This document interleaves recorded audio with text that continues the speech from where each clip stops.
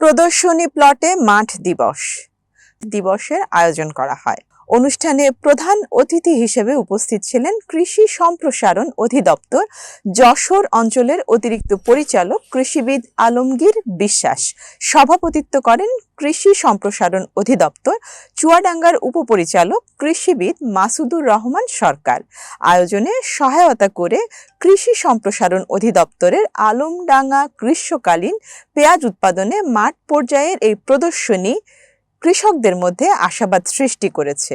শীতকালীন পেঁয়াজ নির্ভরতা কমিয়ে সারা বছর উৎপাদন, সংরক্ষণ ও বাজার সরবরাহকে স্থিতিশীল করার মাধ্যমে এই প্রদর্শনী কৃষি অর্থনীতিতে ইতিবাচক ভূমিকা রাখবে বলে বিশেষজ্ঞরা মনে করেন। প্রধান অতিথির বক্তব্যে কৃষিবিদ আলমগীর বিশ্বাস বলেন, দেশে পেঁয়াজ উৎপাদন বৃদ্ধির জন্য গ্রীষ্মকালীন জাতের সম্প্রসারণ অত্যন্ত জরুরি। আমাদের কৃষকরা পরিশ্রমী। উন্নত প্রযুক্তি গ্রহণের মাধ্যমে বাংলাদেশ নিজস্ব উৎপাদনেই পেঁয়াজে স্বয়ংসম্পূর্ণ হতে পারে।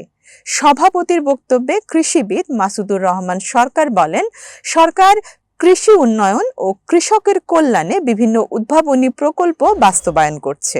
মাঠ পর্যায়ের কৃষকদের হাতে আধুনিক প্রযুক্তি পৌঁছে দিতে কৃষি সম্প্রসারণ অধিদপ্তর নিরলসভাবে কাজ করে যাচ্ছে। মাঠ দিবসে অংশগ্রহণকারী স্থানীয় কৃষকরা জানান, গ্রীষ্মকালীন পেঁয়াজে রোগবালাই কম, সঠিক ব্যবস্থাপনায় উৎপাদন বেশি, মৌসুমের কারণে বাজার দরও অনুকূলে থাকে। তারা আশা প্রকাশ করেন, সরকারি সহায়তা, বীজ ও আধুনিক প্রযুক্তির পরামর্শ অব্যাহত থাকলে এই অঞ্চলে গ্রীষ্মকালীন পেঁয়াজ চাষ আরও প্রসার লাভ করবে। অনুষ্ঠানে উপস্থিত অতিথিরা কৃষকদের হাতে উন্নত বীজ ও প্রযুক্তি সরবরাহের আশ্বাস দেন।